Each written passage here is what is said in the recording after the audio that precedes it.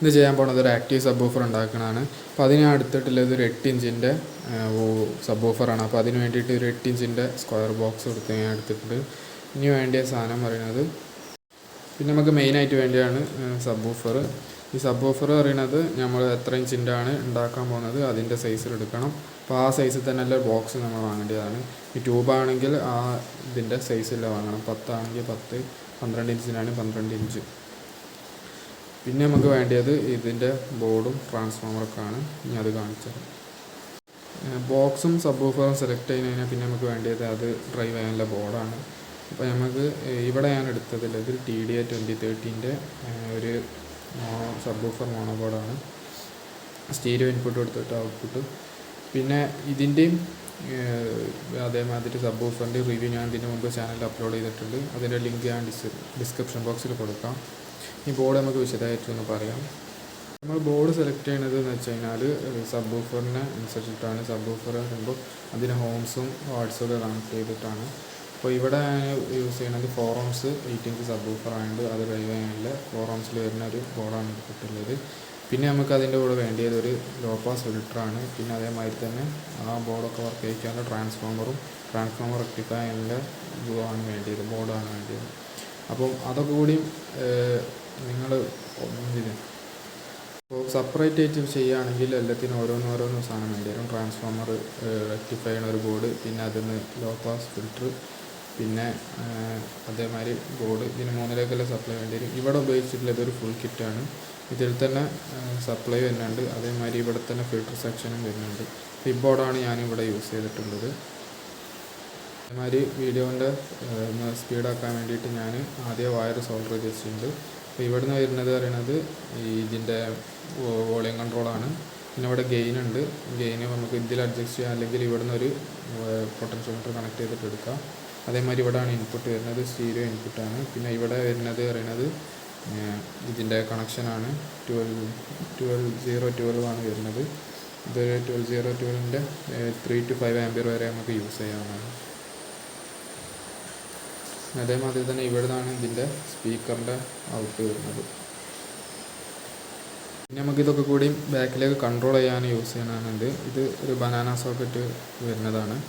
ഇത് ഇതിൻ്റെ ബാക്കിൽ പാസീവായി ചെയ്യുമ്പോൾ കൊടുക്കേണ്ടതാണ്. ഇപ്പം നമ്മളിതിൽ പറയുന്നത് ഇതിൻ്റെ ഇവിടെ വരുന്നത്, അതായത് ഈ കണക്ഷന് വരുന്ന ഊരിയിട്ട് നമ്മളവിടെ RCA സോക്കറ്റ് കണക്ട് ചെയ്യും. അതേമാതിരി ഔട്ട് എടുക്കാനുള്ള വയറും ഒരു കൺട്രോളും സെറ്റ് ചെയ്യും. അപ്പോൾ നമ്മൾ ഇങ്ങനെ വെച്ച് ചെയ്യുക, അല്ലെങ്കിൽ എങ്ങനെ വെക്കാനാണ് വിചാരിക്കുന്നത് സ്പേസ് കിട്ടുള്ളൂ. ഇവിടെ 2 RCAയും ഇവിടെ കൺട്രോളും വരാൻ വേണ്ടിയിട്ട്. അപ്പോൾ നമുക്കിനി ഇത് ഫിക്സ് ചെയ്യാം. ഇപ്പോൾ നമ്മളിപ്പം ഇത് ഈ ബോക്സിൽ ഈ ഒരു സ്പേസിലായിട്ടാണ് വെക്കാൻ വിചാരിക്കുന്നത്. ഇവിടെ നമുക്ക് ബോർഡും പിന്നെ ഇവിടെ നമുക്ക് ട്രാൻസ്ഫോമറും വെക്കാമെന്നാണ് വിചാരിക്കുന്നത്. ഇനി നമുക്കിത് ഫിക്സ് ചെയ്യാനുള്ള പരിപാടി നോക്കാം.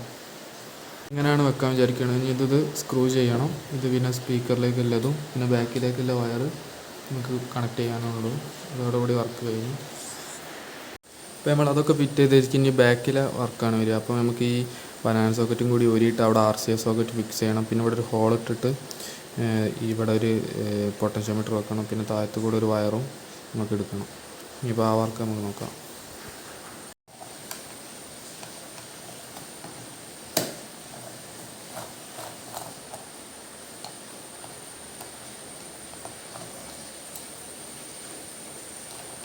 അത് ഒരിക്കലും നമ്മൾ ഒന്നിൻ്റെത് ഞാൻ ആദ്യം ഹോള് വലുതാക്കിയാണ്. ഇപ്പോൾ ഈ ഊരിയതിൻ്റെ ഹോള് വലുതാക്കിയിട്ട് അവിടെ RCA സോക്കറ്റ് ഫിക്സ് ചെയ്യാം. അപ്പോൾ ഇതാണ് RCA സോക്കറ്റ്. അപ്പോൾ നമ്മളിത് ലൂസാക്കിയതിന് ശേഷം ഇതിലേക്ക് വെച്ച് ടൈറ്റ് ചെയ്യാം.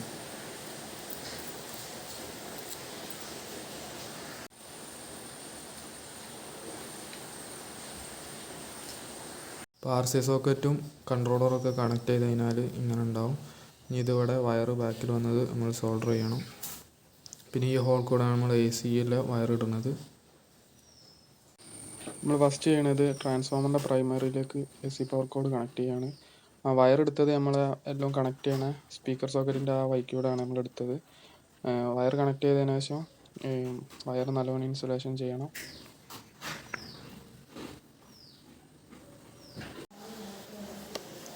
അപ്പോൾ നമ്മളിതിൻ്റെ വയർ കൊടുത്തിട്ടുണ്ട്. അപ്പം ഈ സ്റ്റീരിയോൻ്റെ കണക്ഷനായ ലെഫ്റ്റും റൈറ്റും ഇവിടെ കൊടുത്തു. അതേമാതിരി അതിൻ്റെ ഗ്രൗണ്ട് ഇവിടെ ചെയ്തിട്ടുണ്ട്. പിന്നെ വോളിയം കൺട്രോൾ ഇതേമാതിരി ഇവിടെ സോൾഡർ ചെയ്തിരിക്കുന്നു. പിന്നെ വരുന്ന ഒരു എക്സ്ട്രാ 2 വയർ ഗ്രൗണ്ട് കൊടുത്തിരിക്കണം, നോയ്സ് കുറയ്ക്കാനാണ്. ട്രാൻസ്ഫോമറിന് തന്നെ 0 എടുത്ത് കൊടുത്താണ്. അത് ആവശ്യമുണ്ടെങ്കിൽ കൊടുത്താൽ മതി, അല്ലെങ്കിൽ കൊടുക്കണമെന്നില്ല. ഇതിവിടെ വെച്ചിട്ട് സ്ക്രൂ ചെയ്യണം. ഇതേമാതിരി ഗ്ലൂ ഗണ്ണ് വെച്ചിട്ട് ഒന്ന് ഒട്ടിച്ചു കൊടുക്കുക, അതായത് എയർ ലീക്കൊന്നും വരാതെ വെക്കാനാണ്. ഇനി ഇത് ഇതേമാതിരി ഇവിടെ ഫിക്സ് ചെയ്യാം. വരുന്ന ഈ 2 വയർ ഇതിലേക്ക് സോൾഡർ ചെയ്ത് കഴിഞ്ഞാൽ വൂഫർ ഫിറ്റും കൂടി ചെയ്ത് കഴിഞ്ഞാൽ നമ്മൾ ആംപ്ലിഫയർ റെഡി ആയിട്ടുണ്ട്.